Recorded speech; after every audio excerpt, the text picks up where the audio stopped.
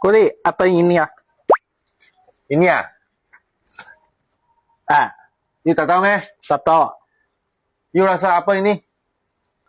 Bahasa ini ah. BP punya pala no? Lebih ah? You Ya. baru lebih. Ini sangat penting oh. You tahu ini mengapa penting tak? Ini adalah saya cakap dengan korang kan, mesti banyak orang tak tahu. Tapi tiap-tiap kereta mesti ada. Ini adalah kan, semasa kita tutup pintu, tengok ah, tengok. Okey? Tengok sini ah. Nampak tak? Nampak tak? Nampak? So semasa kita tutup pintu, dalam ada udara mah. So semasa ada udara, dia compact mah.